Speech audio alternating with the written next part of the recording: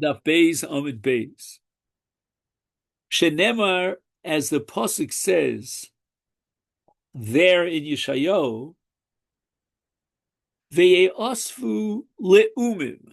They will gather together as nations. So it's no longer this irbuvia, this disarray and confusion of different colors, different nations, different races, different religions. It's each nation unto itself.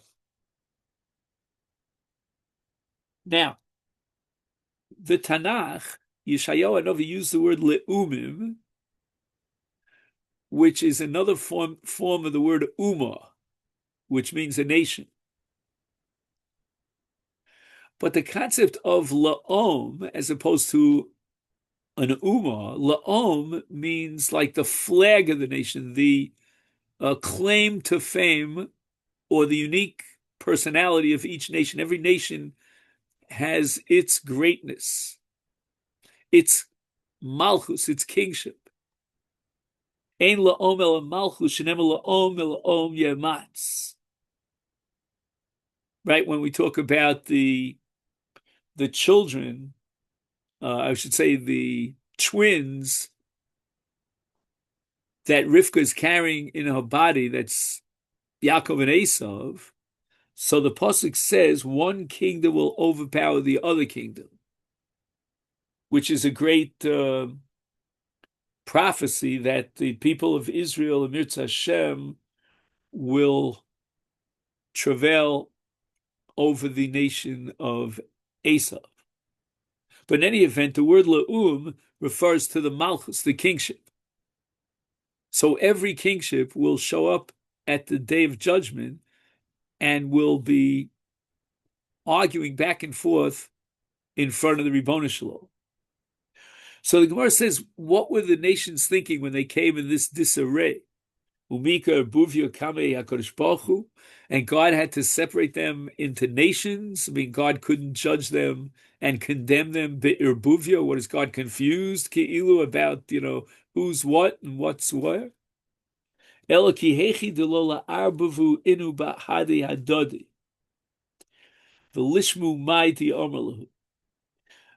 As we said before, God wanted to guarantee that each person amongst the goyim would hear his, capital H, his judgment and condemnation against them, and it had to be God speaking to the representatives of each nation individually. Otherwise, if they weren't organized and rather they were in this state of disarray, intermingling one with another, they wouldn't necessarily hear it. They would say, oh yeah, God's talking about that nation, not about my nation. And for the sake of clarity, to make sure that this castigation of the goyim would be clear and it would enter into their nefesh, and we'll see later on how depressed they were as a result of the fact that they get no reward. That had to be done each le'uma separately. Miyad nichnaso lefanav malchus romi tchila. Of all the various kingships, the one that came first to be condemned by the Almighty in the judgment is Rome. Now, when you think about it, Rome is probably the most powerful nation or kingship that ever existed. And from Rome, spread out the entire European Western culture, and all the nations of Europe. These are the nations of Rome that still persist and exist even today. But the Gemara doesn't understand yet fully why Rome was the first nation to stand in judgment on that day of Mishpat. My time Mishum Chashiva. The Gemara offers the following answer, that this nation is the most powerful, the most significant, the most prestigious nation on the face of the earth. Uminola de Chashiva. From whence do we derive the conclusion that Rome represents the most powerful, prestigious nation on the face of the earth? We're going to derive it from Daniel. Because Daniel has four in his prophetic vision, he has 4 animals. Each animal represents a different nation of the 4 kingships, that the Meshech HaGolios took over the world and controlled the Jewish people and subjugated them. And on Daniel's list of these 4 nations, the first of the 4 is none other than Rome. Dichsiv. And again, as you know, Sefer Daniel is in Aramaic. So it says, Vatechul kol ara usidushna v'sadkina. It will devour the entire earth, trample and crumble it. Now it, vituchal, and it will, devour the earth. But who's the it? Which country, which kingship are we referring to? Amar Rav Yochanan, Zu Romi. Now, Rabbi Yochanan doesn't just identify them as Romi, but he feels compelled to add a certain pejorative adjective to describe Romi. Chayeves. The word chayeves means the evil people of Rome. Rome subjugated the Jewish people for centuries upon centuries and ultimately destroyed our Beis Hamikdash. Shetiva yatsa b'chol ha'olam. Why is it the first and the most prestigious of all kingships? Its influence impacted on the entire world. Uminolan demand choshiv ayil bereisha.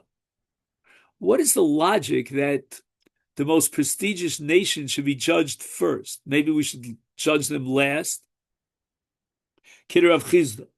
This is all based on a principle formulated by Rav Chizda. Rav Chizda, Melech v'tzibur, in a case where there's a major judgment and the people themselves are going to have to stand in judgment to be condemned, the king himself is guilty because, there's no guilt amongst the community and the nation without guilt that trickles down from the king. So who should be judged first? The people, the populace, the nation, or the king?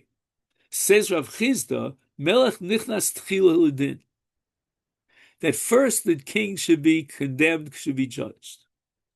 Now, we don't know why. We're going to offer 2 possible answers in this Gemara, but first we have to ask the question, how? How do we know such a thing? What's the origin and the source that when it's a question who should be judged first, the king or the people, the king should be judged first? And that we're going to derive from a pasuk in Malachim that says, Lasos mishpat avdo u mishpat amo Yisrael. Now the word avdo, which literally translates as his servant, is a reference to Melech Shlomo. He's called the Eved Hashem here. And in this sequence, in this pasuk, Lishbot, first the judgment is on Avdo, on Shlomo HaMelech, and then Mishpat Amo Yisrael, and then the nation. V'taimamai. Why should we judge the king first? 2 answers. One is Lav Orach Arel Emesim Malcolm Abroi. Why keep the king waiting?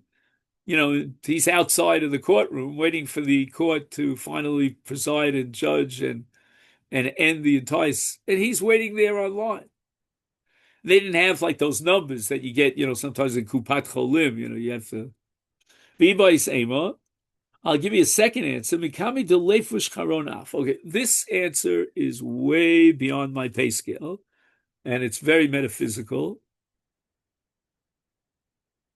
I'll just explain it, on a very superficial level. There are 2 midos, there are 2 attributes in which God runs the world. Hanhagas HaRibbono Shel Olam. There's what's called midas hadin, and there's midas harachamim. And these midos, like something in physics almost, have like a life or an energy force of their own. Once the midah of din begins, then there's no room for rachamim.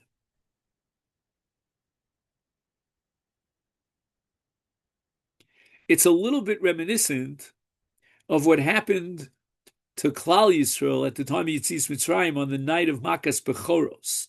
Do you remember they had to stay inside the house and put the blood on the mashkuf and so forth and so on, because Kavan Shenit the Rishus Lamashchis, Eino Mavchin Bein Tzadik LeRasha, meaning once the Midas Hadin is energized, is activated, then there's no rachamim.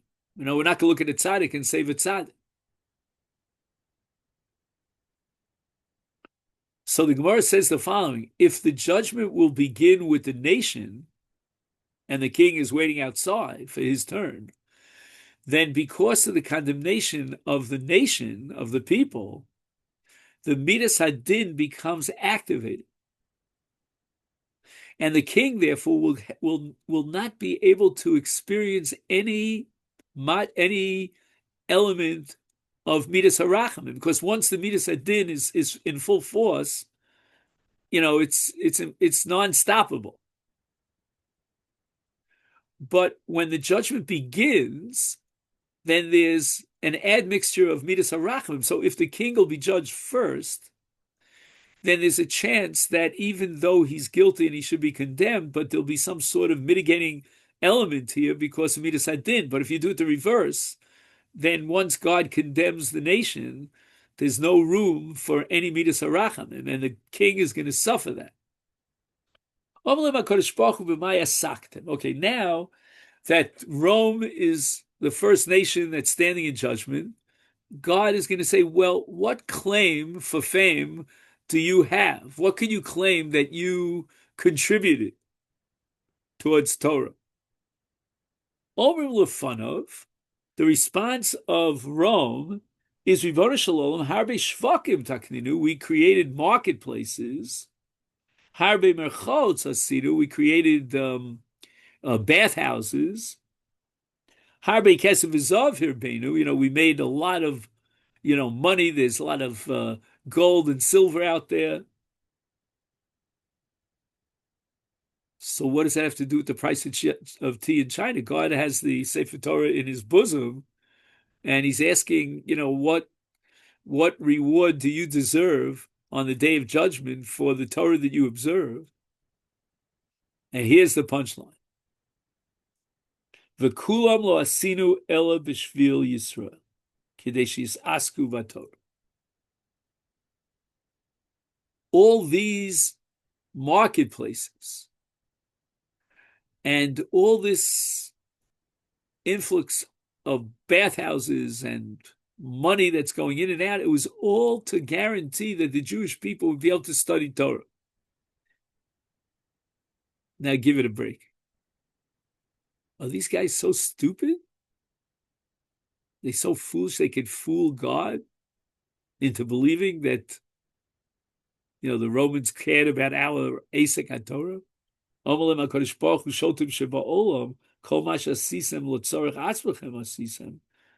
This was for your benefit. You didn't do anything to facilitate the Torah study of the Jew. I'm not exactly sure why the Zonos frequent the marketplace, but I guess since there are many men there, buying whatever they're buying, so that's where they present their offers. Merchetzos la'adin v'natzmechem. You love the beautiful bathhouses, Turkish bathhouses. Kesef Izov, and you're claiming that you made so much money, gold and silver of masses. God says you can't claim that for yourself. Shalihu, it's I who are in charge of Kesef Izov. Shenemar, as the pasuk says in Chagai Anovi at the end of Tanakh, it says Liah Kesef, Liah Zov, Nu Hashem Tzvach. Now the Marsha asks an obvious question. I mean, why did God have to say, something so theological and philosophical that all the money is mine? I mean, why didn't God just simply say that you made the money because you wanted the money, to enjoy the money? You could be even the president of the United States of America, and all you want is to make more money. So the Marsha says Hashem could have told them that they acted on their own self-interest, but God wanted to add an additional rebuttal. Fine.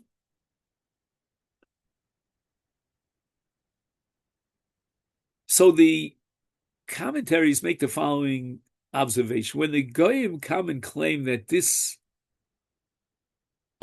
contribution of theirs to society, to the world, would facilitate Torah study, what they meant to say was that God, you should give us a reward even for something that benefits Torah indirectly. In other words, I didn't do it because I was motivated to allow, you know, Rabbi so and so to sit in steig and the koils to learn in the koil. That wasn't my motivation. They'd be stupid if they tried to pull that over. But nevertheless, as a result of building up society and creating a world with abundance of monies and food and bathhouses and marketplaces and the like, the Jews would be able to benefit from that. And now the ball is in their court. Let the Jews study Torah. But it's all because of us. And the nations are basically claiming, had we not involved ourselves in settling, in creating a beautiful world with marketplaces and roads and plenty of bathhouses and so forth and the like, the Jews would be hard pressed to study Torah. And God says, no. You don't get rewarded for a side benefit of an indirect pleasure that you gave to the Chachamim, unless at least you would be somewhat excited about that. But when you're excited only for yourselves, selfishly, and you have no interest whatsoever, you don't get any reward for that, buddy. Klum yesh bachem magid zos. Now, the word zos, which is in the pasuk, is a reference to the Torah. Do you have anyone who disseminated the Torah, zos? Now, how do you know the word zos is referring to the Torah and God is pointing to the Sefer Torah on his bosom? Shenemar mi bahem yagid zos. V'ein zos el Torah shenemar v'zos haTorah shesom Moshe. In any event, basically you did nothing for the Torah. You didn't observe the Torah. You have no claim to reward. And therefore, Shalom al Yisrael, go home. Miyad yotzu b'pachei nefesh. They left the courtroom depressed. Who's next on line after Romi? Yotzes Malchus Romi, Nichlas Malchus Paras Achreha. Iran, Persia. So Persia is number 2. My timer. How do you know that Persia is the number 2 prestigious nation of the 4 nations and the kingdoms? Doch Shiva Basra. Because Daniel mentions them second. Now, where they mention second, there's no mention in the Pasuk of Daniel of Paras. T'chsiv, again, we're in Aramaic. Va'aru cheva achari tinyona dam yolidov. That this nation, or in the language of Daniel, a beast, and he's number 2 because it says Tinyon is the second, is Damya, is similar to a dove, a bear. And what's the connection between a bear and the Persian Empire? Tani Rav Yosef, Elu Parsian. Why is the bear the symbol of the Persians? Because the bear is Ochlin Vishosim Kidov. Now, honestly, I don't know what, maybe you guys can help me with the biology. I don't know that the dove, the bear, drinks a lot. I do know from my experience in Canada that bears eat a lot. For example, there's something called a grizzly bear. You heard of a grizzly bear? They eat berries. The average grizzly bear consumes 250,000 bushels worth of berries on a day. Maybe the berries make them thirsty, so they have to drink a lot. I don't know. So you'll Google that for me, or today you could do AI, whatever it's called. Umesurbolim basar kidov. Apparently, the Persians back then were very fleshy, like a dove. I mean, you don't want to meet a dove. A dove is a gigantic animal. Umegadlim ser kidov, and they're very hairy. V'ein menucha kidov, and they are very active. They move around. You know, the bear is always on the move.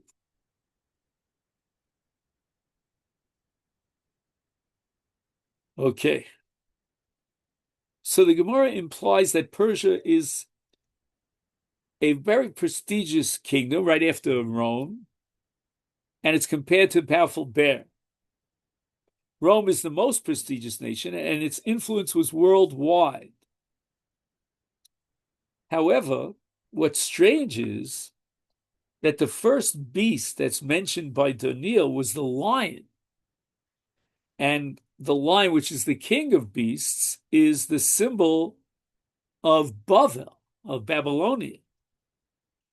So therefore, Persia should be second to Babylonia. Yet why is it second to Rome, which is not indicated here as the lion?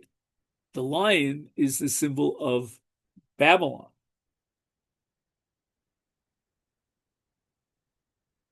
So that's a problem. God judges and condemns the Persian Empire. And he says, B'maya saktem, what did you contribute towards Torah?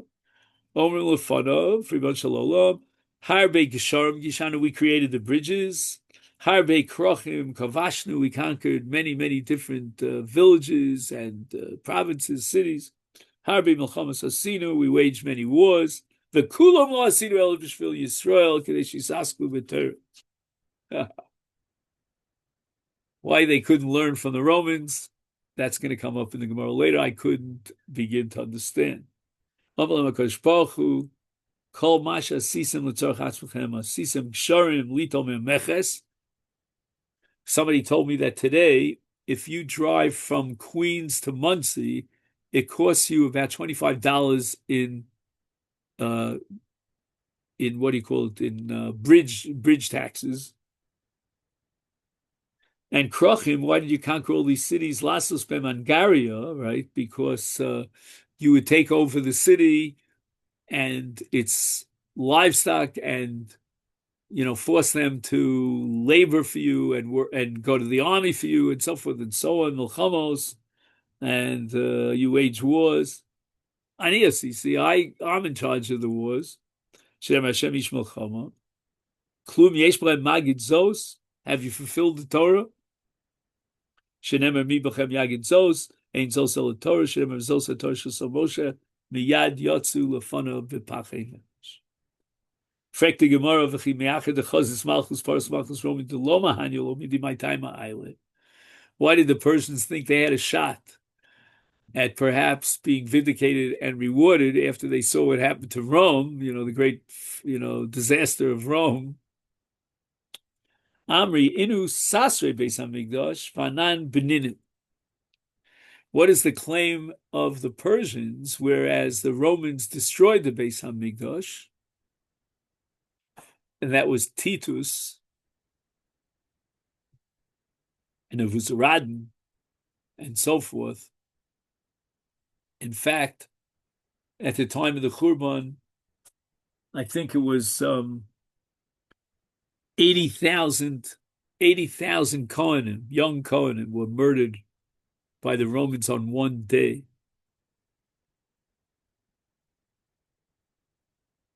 The Persians, on the other hand, although they did subjugate the Jewish people, especially at the period of the beginning of the Second Temple, but yet Cyrus was the one who allowed the Jews to build the Second Temple. Let me just see if he comments on this. He says, okay, I guess my history wasn't accurate. The Persians subjugated the Jews during the period between the two Batei Mikdashos. The Romans exiled the Jews after destroying the Second Temple.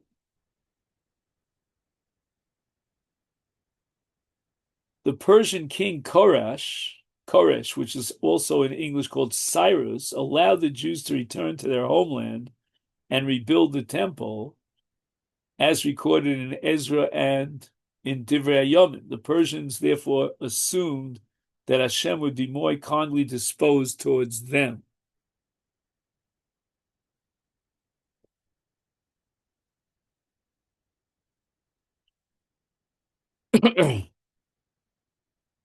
He quotes here the Drash Moshe that says, even the mightiest army will prevail only if God wishes it to prevail.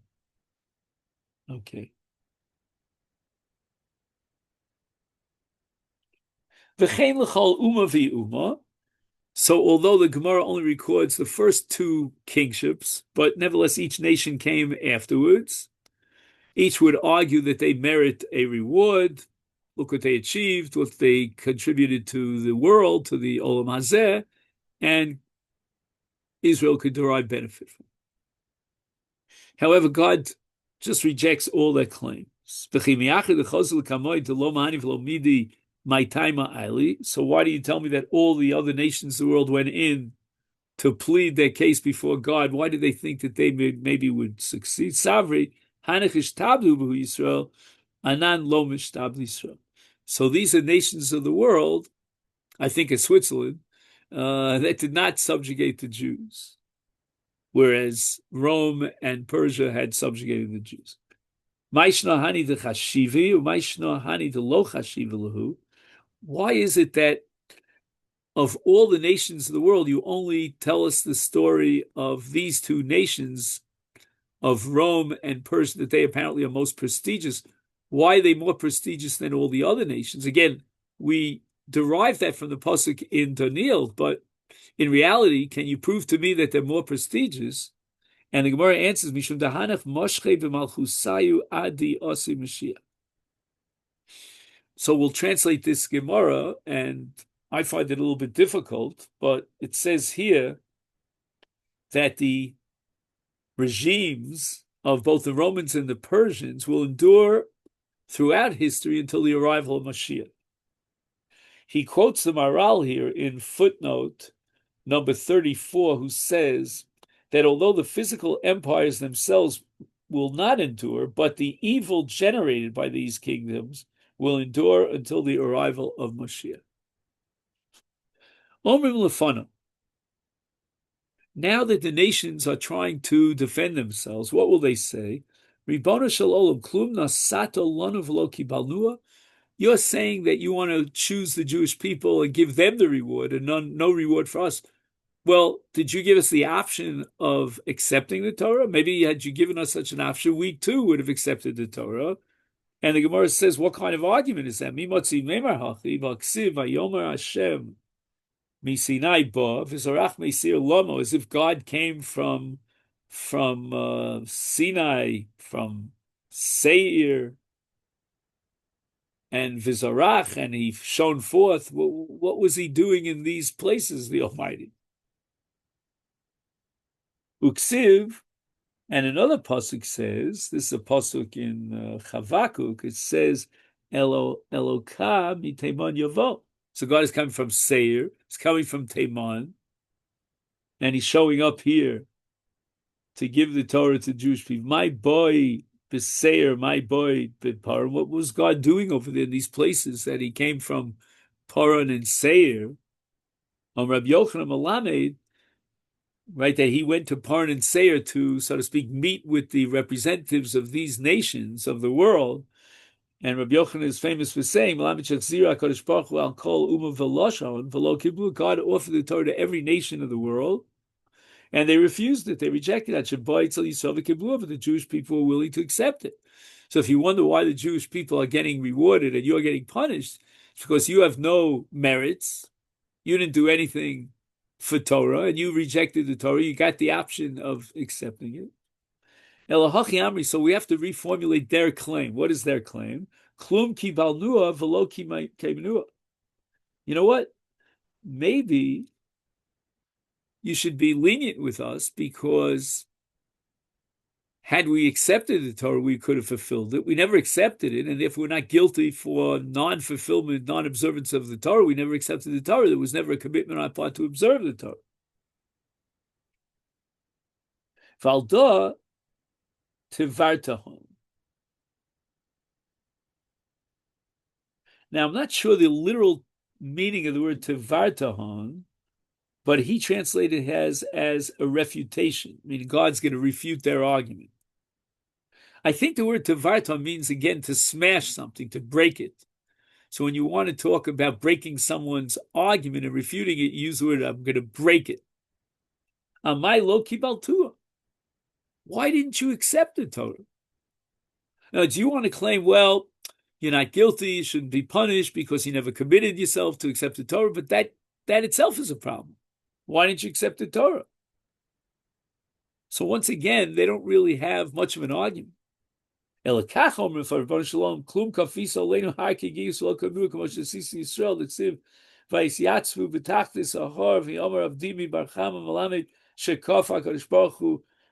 kigigas al Yisrael, v'yomer lehem im atem mekablos haTorah mutav v'im lav shom teikfu raschem.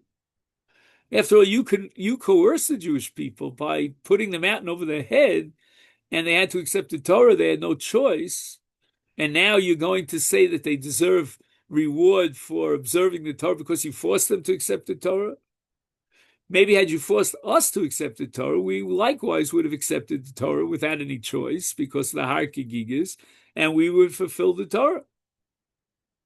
Miyad omer lehem HaKadosh Baruch Hu, harishonos yashminuhu.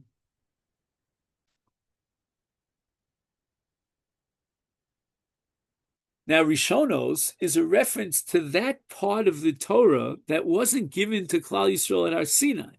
It predated Har Sinai, Rishonos, the early ones. And what are these early ones?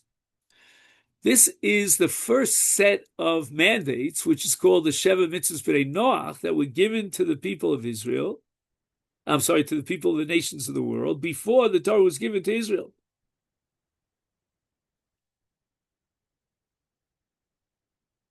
Shenema v'Rishonos yashmi'unu. Sheva mitzvahs shekibaltem heichon kiyamtem. Hey, buddies, you did accept 7 mitzvahs. You were not excited about accepting 613 at Har Sinai, but you did accept a commitment to observe 7 mitzvahs, the so-called Noachai codes, and yet you didn't observe them. We know into Lo Kimum. How do you know that they didn't observe the 7 mitzvahs b'nei Noach? The Tani Rav Yosef. Rav Yosef derives this from a pasuk in Yeshaya, and it says there, Omad vayamoded eretz. He measured midah, limdod is to measure, and he measured out the land. Ra vayater goyim. He saw what he saw, and he dispersed the goyim. Ma'ira, what did he see? God became aware of the fact that even though the nations of the world accepted the 7 basic mitzvahs of the Bnei Noach, nevertheless they didn't observe them. Now,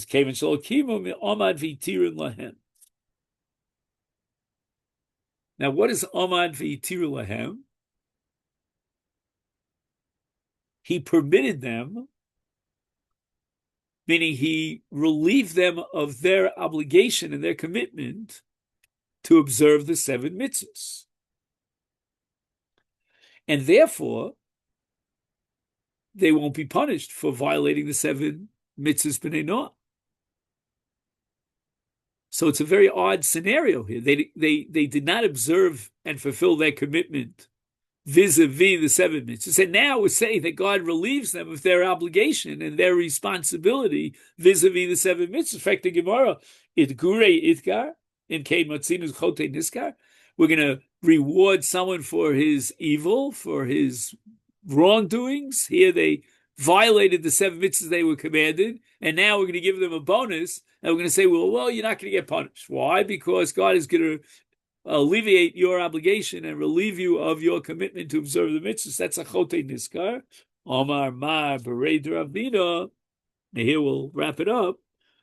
Lomar, the Brisa means to tell us, She'afal pisha kiyamtim, Shemekaimin osam ein mekablim aleim schar. So the fact that God alleviated and relieved the responsibility of the goyim to observe the Sheva Mitzvahs, that's going to work against them. That's not schar, that's not reward, because no longer would they get any bit of reward for observing the Sheva Mitzvahs b'nei Noach. Maybe we'll learn just another little bit because it's Shabbos tomorrow, so we won't be together. V'lo, and is it true that the goyim will not get rewarded for any good deeds that they do? V'atanya, Hoyer Rabbi Meir Omer. This is a very famous statement. Minayin afilu avdik vosik b'torah shu k'kohen gadol. In other words, a guy who does study the Torah will get rewarded like a kohen gadol. Talmud lo masha yasa osam ha'adam. Who's Adam? Adam is not a reference to Klal Yisrael, as the Brisa says in the name of Meir, Kohen and Levim Yisrael Lonem. It doesn't say members of Klal Yisrael. Adam is a reference to the peoples of the world. Halamadita says Rav Meir. Therefore, I derive the conclusion that when the Torah says Asher Yasabem Adam v'chai bohem, he will live, meaning he will be rewarded. That's afilu oved kolchavim. Adam is referring even to a guy. V'yosik b'Torah, he dedicates himself to Torah. Harei k'kohen gadol. All the Mepharshim say, what do you mean he dedicates himself to Torah? A guy is not allowed to learn Torah. Right? Morashi kilas Yaakov, and a guy who studies Torah is chayav misa as a gazlan. But the answer is he's studying the Torah of Sheva Mitzvahs b'nei Noach.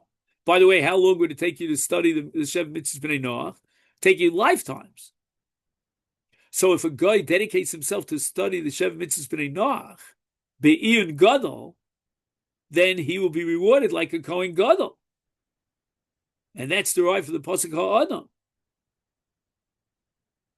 Elo malchem shei mekablim aleim schar k'mitzuv yoseh, ela k'misha eino mitzuv v'yoseh, v'yomer Reb Chanina, Gadol mitzuv yoseh, mi'misha eino mitzuv v'yoseh. So again, they will, the bottom line at the end of the sugya is that they will be rewarded, but it won't be a reward for fulfilling that which you're committed and obligated to, because God alleviated the nations of the world of their obligation and commitment vis-a-vis the Sheva Mitzvah Noach, but they will get some sort of low-level schar, a minimum basic level schar as an Eino Mitzuva V'os. So we'll stop here on Daf Gimel, and we're excited to start a new Masechta. I think, if I'm not mistaken, there are about 80 pages in this Masechta. I'm not sure exactly. By the way, hang in there, because the last 5 pages in Avoda Zara, if we get to them, Mirz Hashem, are very, very important sugyas of Bishal Akum and Cholav Akum and Gvinas Akum, and Tfilas Kelim is there. All those sugyas are at the very end of Avoda Zara. So God gives us like a chupar. He gives us like a very nice gift if we make it to the end line here, the end zone. Wishing everyone a great Shabbos, Parshas Shlach.